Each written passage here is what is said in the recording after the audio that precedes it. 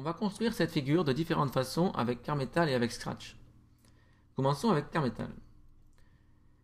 On observe que la figure est construite sur un carré et qu'il y a des points remarquables que l'on peut obtenir comme des milieux. Et donc dans la première approche que l'on va utiliser avec Carmetal, on va utiliser les outils virtuels et on va en particulier utiliser l'outil milieu pour construire ces points remarquables à partir desquels on pourra construire la figure. On lance Carmetal. Alors il faut commencer par construire un carré. Donc on construit ici par exemple un segment quelconque. Les deux points ici vont avoir un statut particulier parce qu'ils seront libres. Et donc on va leur donner une apparence particulière ici. Oui, voilà. Idem pour le suivant. Voilà. Donc la figure sera dynamique par rapport à ces deux points. Et donc ici visuellement on voit qu'ils ont un aspect différent. Les autres points auront l'aspect par défaut défini ici. Alors on termine le carré en prenant des perpendiculaires, donc perpendiculaire à ce segment passant par ce point ici. Ensuite on prend l'outil cercle passant par un point et de chaque côté on obtient ainsi les points qui complètent le carré. On peut donc masquer les cercles et les perpendiculaires pour ne plus garder que les points et terminer le carré avec l'outil segment de base ici. Donc on obtient ici un carré qui dépend des deux points dynamiques en rouge ici. On peut donc maintenant, comme on l'a annoncé, obtenir les points remarquables comme des milieux. Alors il faut quadriller un petit peu l'espace, donc intéressons-nous par exemple au cadran ici en haut à gauche. On utilise l'outil milieu. Alors je peux déjà obtenir le centre du carré. Ensuite je vais obtenir le milieu ici de ces deux segments. Ensuite, j'aimerais bien avoir ce point, avoir ce point, avoir ce point. Voilà, vous voyez, sans peine, on obtient un quadrillage de l'espace correspondant. Et on voit que ici, les parallélogrammes cherchés sont construits sur ces points. Donc on peut ensuite utiliser l'outil polygone. Voici l'aspect par défaut des polygones. Et donc, il me convient a priori. Donc si je fais un, deux, double clic pour fermer la figure, je peux recommencer ici de double clic. Voilà, donc là on a construit un quart de la figure. On pourrait procéder de la même façon pour terminer la figure, qui est donc dynamique par rapport à ces deux points ici. Bien, passons maintenant à Scratch et on va faire la même figure, bon cette fois-ci au trait, mais selon un paradigme, selon une méthode radicalement différente. À savoir, on va utiliser ce qu'on appelle de la géométrie de la tortue. C'est-à-dire qu'on utilise uniquement avancer d'une certaine distance et tourner d'une certaine distance. Et on n'a plus accès à des outils de ce type. Et c'est donc ceci qu'on va utiliser dans Scratch, pour la bonne raison que c'est la seule méthode de construction géométrique qui est possible ici avec Scratch. Alors, réobservons la figure. On voit qu'on a ici... donc 8 parallélogrammes, on a aussi des invariances par rotation. Et donc on voit que ici, il y a un quart de la figure qui peut être tourné 4 fois en géométrie de la tortue pour obtenir le motif de la figure. On va donc commencer par ici d'abord construire un bloc personnalisé qui va me permettre de construire un parallélogramme donc, et qui recouvrera finalement le tracé de ce parallélogramme, alors toujours à partir du centre, donc en commençant par le petit côté, mais qui permettra aussi, à partir du centre, de tracer le parallélogramme ici en vert, en commençant par le grand côté. Donc ces deux parallélogrammes ont le même angle de 45 ici, et donc ça va permettre de les regrouper dans un seul bloc personnalisé, qui va permettre de les construire tous les deux. Alors faisons ça, ce sera plus clair peut-être que mes explications. Alors on crée un bloc personnalisé que j'appelle para comme parallélogramme et je vais lui donner donc deux paramètres, donc deux options numériques, à savoir le côté 1, alors je ne mets pas d'accent circonflexe, et le côté 2, alors selon que je commence par le grand côté ou le petit côté. Donc voici mon bloc personnalisé. Alors on va commencer par avancer de côté 1.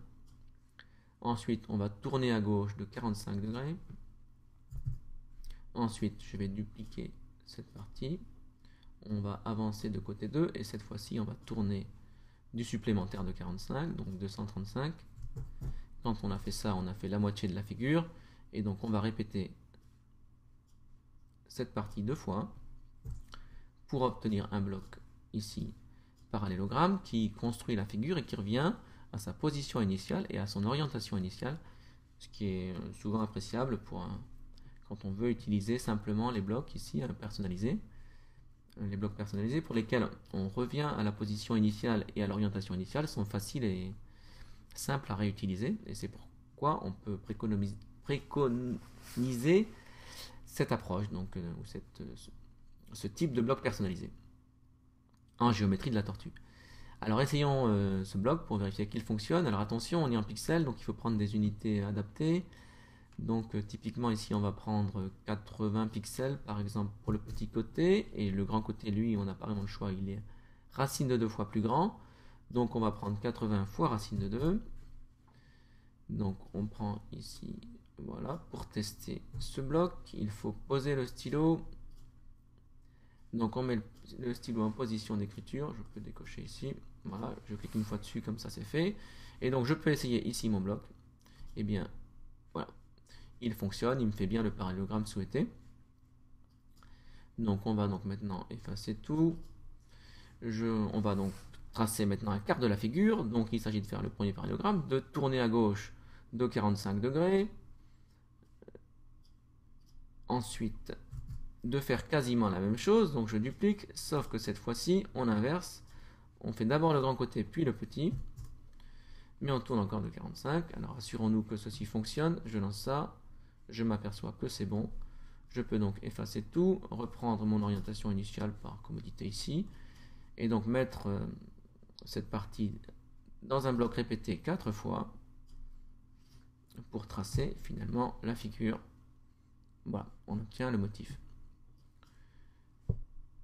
Alors on pourrait se dire que ici, cette figure qui a été construite en géométrie de la tortue, on ne peut pas le faire avec Carmetal. Mais en fait, si, on peut utiliser dans Carmetal le paradigme de la tortue.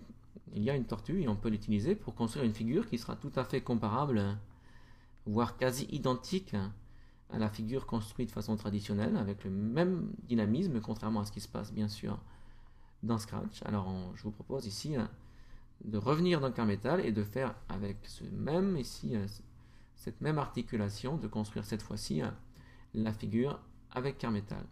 Donc on revient dans Carmetal, ici, je reviens dans Carmetal,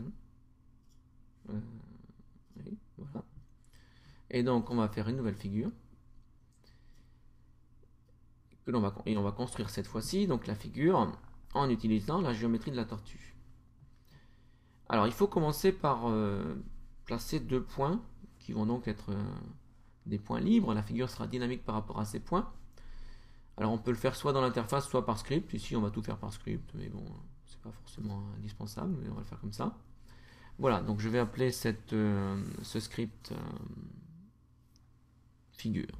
Pas très original. Ok. Alors la première des choses, c'est qu'on pourrait tracer le carré. Alors c'est un peu un problème indépendant, parce que vous voyez que dans Scratch, on ne s'est pas occupé de tracer le carré. Parce que finalement, bon, ce serait possible, mais c'est pas exactement... voilà, tracer le carré à partir du centre, c'est un peu pénible, donc on l'a pas fait. Donc ici, pareil, on va uniquement se centrer sur la figure et pas sur le carré. Cela étant, le tracé du carré lui-même est intéressant parce qu'on peut le faire également en géométrie de la tortue. Et on va même commencer par faire ça. Tiens, on va commencer par faire le tracé du carré qu'on a réalisé. Je vous le rappelle ici. Alors, je vais masquer ça ici. Pour l'instant, donc on a tracé ce carré avec les instruments virtuels, mais avec 2 points ici dynamiques. Et bien juste le carré, je vais le construire, mais cette fois-ci, non pas en utilisant les outils virtuels comme je l'ai fait précédemment, mais en utilisant la tortue. Parce que c'est un cas très simple et qui permet de comprendre ce qui se passe. Donc je reprends mon script, dans lequel pour l'instant il n'y a rien, et on va le programmer en pseudocode pour que ce soit plus simple ici. Alors on a un peu une syntaxe de type Python quand on a ici pseudocode. Vous allez voir que le générateur s'adapte aussi. On va aussi passer en français. Voilà, donc là je suis en train de... Je vais écrire un script en pseudocode en français, qui sera donc compréhensible assez facilement ici, et articulé un peu selon la logique de Scratch, avec l'emboîtement, voilà, l'indentation qui va reproduire l'emboîtement des blocs que l'on trouve dans Scratch ou dans un logiciel de programmation visuelle par bloc. Alors, il faut donc, je l'ai dit, donc commencer par créer 2 points. Alors les 2 points en rouge là, précédents. Donc ici, alors on va les créer de la façon suivante. Alors je vais ici utiliser l'interface, l'assistant automatique de script. Donc si je clique ici, alors voilà ce qu'il me propose l'assistant. Et donc ici, donc dans la variable JavaScript P1, je vais entrer un point et je vais le nommer. Alors ici, ça servira à rien, c'est juste pour vous montrer comment on fait ici. Donc ici, vous avez le nom du point, alors que qui sera construit ici, et P1, donc qui sera la variable JavaScript P1. Le point sera, exactement son nom, sera dans cette variable JavaScript P1. Alors, a priori, ici, P1, ça va être le centre. Non, c'est pas le centre, parce qu'on a dit qu'on construisait d'abord le carré. Donc, je vais le prendre, par exemple, n'importe où. De toute façon, après, je pourrais le bouger, ce sera dynamique, donc qu'importe. Donc, je vais le prendre en moins 1, 1. Bon, voilà. Je veux construire le carré, donc ce sera le point qui est en haut à gauche, ici, moins 1, 1. Alors, ensuite, le point P2. Donc, je peux copier ceci et le reproduire. Voilà. Et donc, il va s'appeler B. Et lui, je vais le placer en... alors, j'ai dit moins 1, 1. Donc, je vais prendre, par exemple, en 0, 1. Voilà. Ou 0, 2. Alors, effectivement, comme je suis parti ici, on va dire 0, moins 1, 1. Je vais prendre non, plutôt 1, 1. Voilà. Donc, on va faire un carré de côté 2 ici. Donc si je fais ça ici, si j'exécute ce script, voyons ce qui se passe. Voilà. Ça me donne ça, sans surprise. Et ce point ici, c'est bien A. Et ce point ici, c'est bien B. Voilà. Alors, je reviens en arrière ici. Donc j'ai mes 2 points qui vont me servir de base au carré. Donc pour construire ensuite le carré, dynamique dans ces 2 points, eh bien, on va donc utiliser un bloc répété. Alors je pourrais le générer, sauf que pour générer répété, il faudrait que je passe en mode débutant. Sinon, je vais générer une boucle for avec un 10. Donc ici, je fais ça, répéter, voilà. Je quitte le mode débutant, donc c'est répété 4 fois. Alors j'avance a priori de... Alors je vais d'abord prendre, je vais avancer de 2 d'abord, on va considérer que le côté c'est 2. Et ensuite je vais tourner à gauche, ou à droite plutôt, de 90. Voilà. Et ensuite, voilà, si je fais ça, alors le problème c'est qu'il faut d'abord fixer la tortue à un point, et donc on va fixer la tortue à P1. Donc on attache la tortue à P1. Voilà. Donc, si maintenant on lance ce script, eh bien le script va créer les points P1 et le point P2, donc le point A et le point A et le point B. Il va attacher la tortue au point A, et donc répéter 4 fois, avancer de 2 et tourner à droite de 90. Donc il va construire ici le carré qui sera utilisable ensuite pour toute construction ultérieure car métal. Lançons ce script et observons ce qui se passe. Voilà, on a obtenu notre carré. Alors, est-il dynamique en chacun des points? Essayons.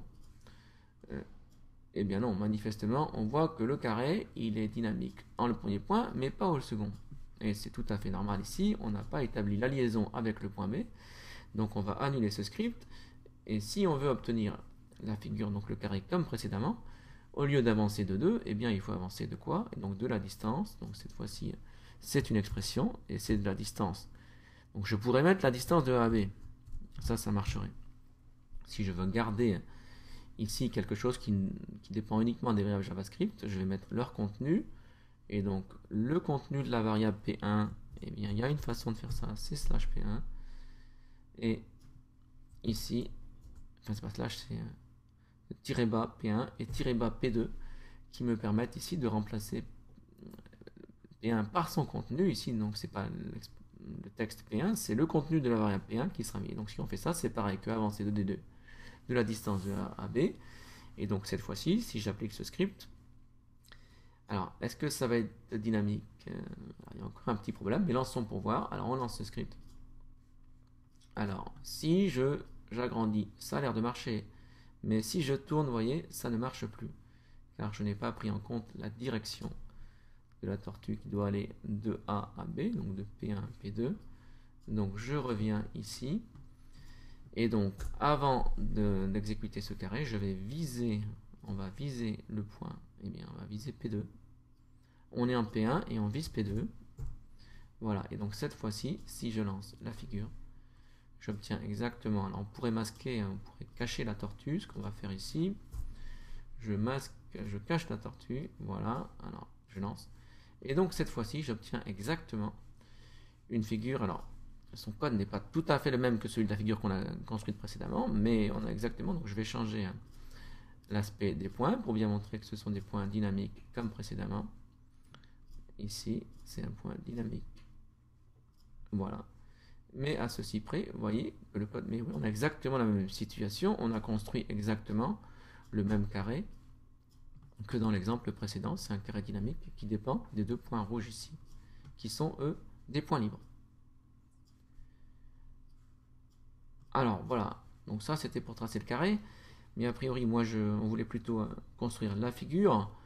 Alors vous voyez que ça demanderait, si on gardait ce carré, de revenir se placer ici au centre de la figure.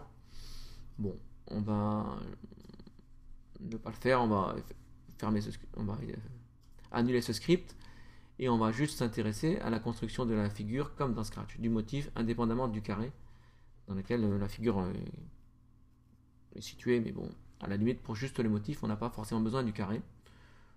Donc on va annuler ce script et cette fois-ci on va imaginer que le point P1, eh bien c'est le centre du carré. Alors initialement je vais le prendre en 0, 0. Donc P2,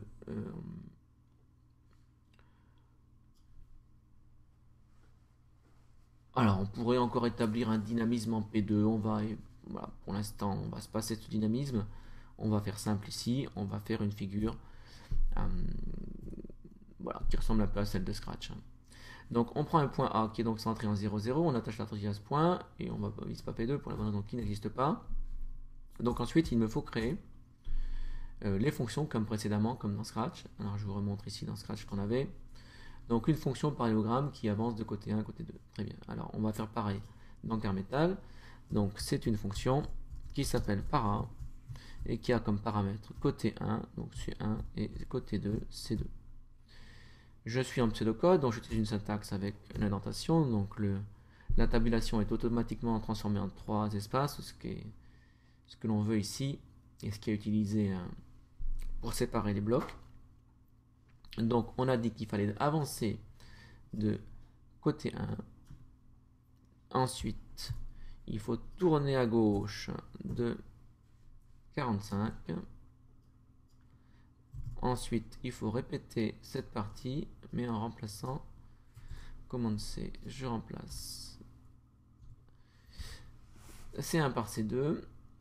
Et ici, c'est pas 45, c'est 135. Et ceci, il faut le répéter 2 fois. Donc je répète 2 fois. Alors on voit qu'il y a la coloration syntaxique qui m'indique que les blocs sont bien reconnus. Ici. Voilà ma fonction para qui construit le parallélogramme avec C1 et C2. Alors, donc maintenant il me faut construire le motif. Donc on a dit qu'il fallait répéter 4 fois. Alors, un parallélogramme, donc para avec. Alors cette fois-ci les unités ne seront pas les mêmes. On n'est pas en pixels, a priori on travaille en unités ici. Donc on va prendre par exemple 1 et racine de 2. Alors je peux utiliser ici racine de 2. Alors vous voyez qu'il est reconnu, je suis en pseudocode ici. Voilà. Ensuite, je vais tourner à gauche de 45.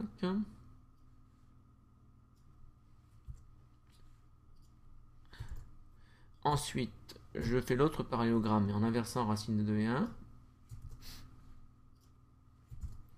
Donc ici, racine de 2 et avant, et ensuite 1. Et je tourne à gauche de 45. Alors, sauf que ça ici...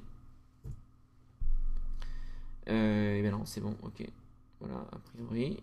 Alors, il me faut poser le stylo, mais donc ça doit être bon a priori. J'attache le point en P1, on répète 4 fois. Allez, essayons, lançons-nous. Et bien voilà. Donc on obtient bien effectivement ici la figure. Et l'on peut construire par exemple les polygones en utilisant l'outil polygone. Donc voici les options par défaut. Certains points ont été créés en doublon. Double-clic sur ce point. Et voilà, ce qui permet de terminer la figure.